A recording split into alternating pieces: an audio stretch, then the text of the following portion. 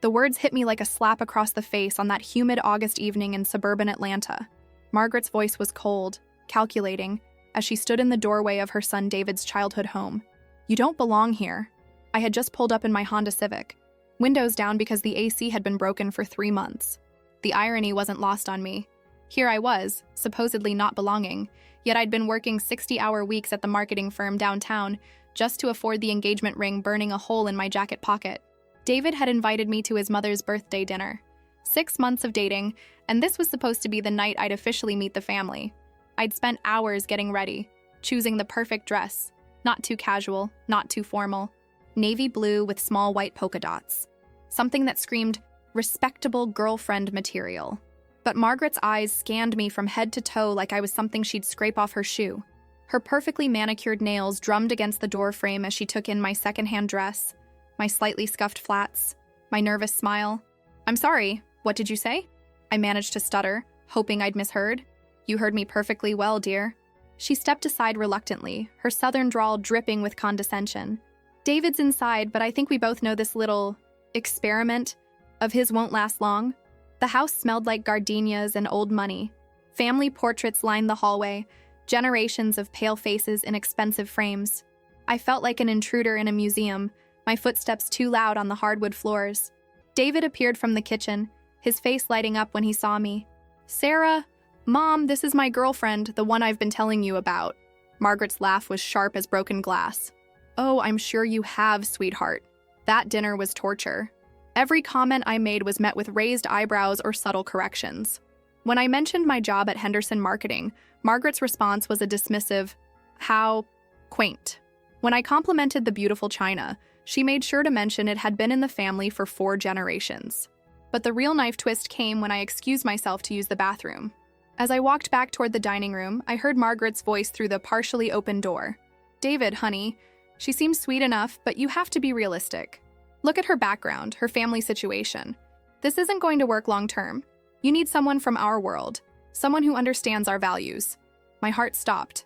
David's response was barely audible. "Mom, I care about her." "I know you do, darling. But caring isn't enough for a lasting relationship. Trust me on this." I stood frozen in that hallway, my cheeks burning with shame and anger. In that moment, something crystallized inside me. Margaret thought I wasn't good enough? That I didn't belong in their world? Fine. I'd show her exactly what I was capable of. 3 years. That's how long it took me to transform my life completely. Fueled by the memory of Margaret's words echoing in my head every single morning at 5 a.m. when my alarm went off. David and I had broken up 6 months after that dinner. Not because of his mother's disapproval, though that certainly didn't help, but because I realized I was dating someone who wouldn't stand up for me when it mattered. The final straw came when he suggested I might be more comfortable skipping his cousin's wedding because his extended family would be there. "You're probably right," I had told him, sliding his engagement ring across the coffee table of his downtown apartment. "I would be more comfortable, somewhere else entirely." But Margaret's rejection had lit a fire in me that refused to die. I threw myself into work with an intensity that worried my friends. While they were out at happy hours and weekend brunches, I was taking online courses in digital marketing, learning about SEO, social media strategy, data analytics. I convinced my boss at Henderson Marketing to let me spearhead the company's first major tech account. The long nights paid off. Within 18 months, I was promoted to senior account manager. Within 2 years, I was heading up the digital division. My salary tripled. I moved from my studio apartment in Virginia Highland to a sleek condo in Buckhead. But I wasn't done. Not even close. I'd been watching the real estate market carefully, particularly in David's old neighborhood, Brookhaven, where Margaret still lived in her pristine Tudor-style home. Property values were climbing steadily as young professionals moved to the suburbs, seeking more space and better schools for their families. The house came on the market on a Tuesday in March. I saw the listing notification pop up on my phone during a client meeting and nearly choked on my coffee. 1247 Peachtree Hills Drive. 3 doors down from Margaret's house. 4 bedrooms, 3 bathrooms, completely renovated kitchen, and a price tag that would have been impossible for the old me to even dream about. I called my realtor before the meeting was over. "Sarah, this is a competitive market," she warned me as we walked through the empty rooms that weekend. "Houses in this neighborhood are getting multiple offers, often above asking price." I stood in the master bedroom looking out the window toward Margaret's perfectly manicured lawn. "I'll offer 20% above asking. Cash." My realtor's eyebrows shot up. Cash? Sarah, that's almost $800,000. Yes, it is. I smiled, thinking about my investment portfolio, my savings account, the careful financial planning that had consumed my life for 3 years. And I want to close in 2 weeks. The sellers accepted my offer within hours. As I signed the papers in the lawyer's office, I thought about that night at Margaret's dinner table, about her dismissive laugh, her certainty that I would never be good enough for her world, about David's weak protests and weaker backbone. I was about to become their neighbor. Moving into Brookhaven was like stepping into a Norman Rockwell painting. If Norman Rockwell had painted wealthy southern suburbs with perfectly trimmed hedges and Tesla Model S cars in every driveway. My first morning in the new house, I was on my front porch with my coffee when I saw her. Margaret walking her small white dog, some designer breed that probably cost more than my first car. She was wearing a coordinated jogging outfit that had clearly never seen actual exercise, her silver hair styled even for a morning dog walk. She saw me and stopped dead in her tracks. For a moment, we just stared at each other across the manicured lawns and azalea bushes. Then Margaret's expression hardened into that familiar mask of polite disdain I remembered so well. "Well," she called out, her voice carrying clearly in the morning air, "I suppose the neighborhood is changing." I raised my coffee mug in a cheerful wave. "Good morning, Margaret. Lovely day, isn't it?" She didn't respond, just tugged her dog's leash and continued walking, her back rigid with disapproval. Over the next few months, I made it my mission to be the perfect neighbor. I joined the Brookhaven Neighborhood Association, volunteered for the annual charity drive, even hosted a wine tasting for the local book club. My strategy was simple: kill them with kindness while building my reputation as a valued community member. Margaret, meanwhile, seemed to view my presence as a personal affront. At neighborhood gatherings, she would make subtle comments about new residents who might not understand our community values. When I offered to help organize the 4th of July block party, she suggested that perhaps someone with more experience should take the lead. But I wasn't the same insecure girl who had stammered through that dinner 3 years ago. Every snide comment rolled off me like water.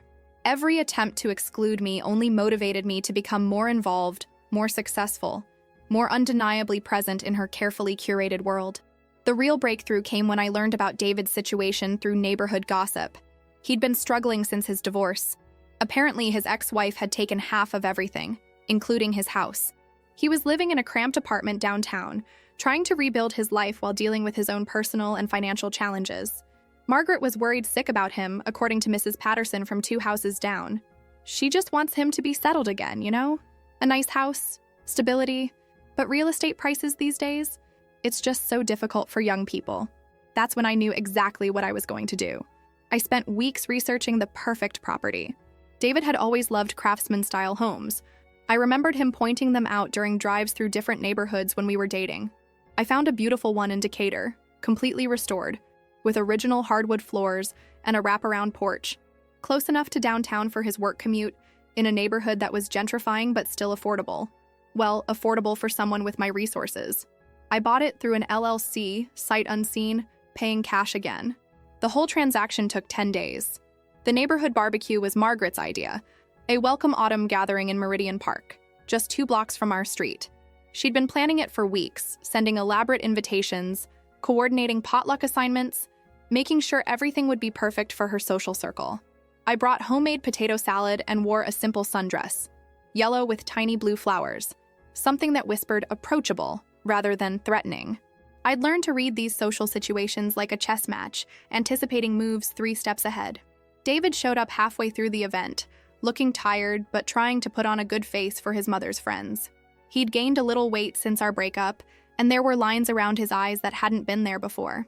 Divorce and financial stress had clearly taken their toll. He saw me across the park and froze, nearly dropping his beer. For a moment, we just looked at each other. 2 people who had shared something real once, before life got complicated. "Sarah." He walked over slowly, like he was approaching a wild animal. "I heard you moved to the neighborhood. That's unexpected. Life's full of surprises," I said with a smile that didn't quite reach my eyes. We made awkward small talk for a few minutes. He told me about his new job at a tech startup, carefully avoiding mention of his living situation. I told him about my promotion to VP of Digital Strategy, watching his eyebrows rise slightly at the title. That's when Margaret appeared. as if summoned by some maternal radar that detected her son speaking to an unwelcome presence. "David, honey, Mrs. Whitmore was asking about you." She barely glanced at me. "She has a daughter who just moved back from New York." The dismissal was clear, but I wasn't going anywhere. Not yet. "Actually, Margaret, I'm glad you're both here." I reached into my purse and pulled out a small envelope. "I have something for David." Inside were 2 keys and a deed. David opened the envelope with shaking hands, his face growing pale as he read the address, the property description, his name listed as the new owner. "I don't understand," he whispered. "It's a house," I said simply. "In Decatur. Craftsman style like you always loved. 3 bedrooms, 2 bathrooms, a workshop in the garage for your woodworking hobby. The deed is clean, no mortgage, no strings attached."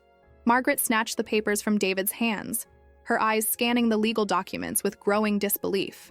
"This is impossible. These houses cost about $450,000, I finished. "Give or take." The park seemed to go quiet around us, other neighbors sensing drama and gravitating closer.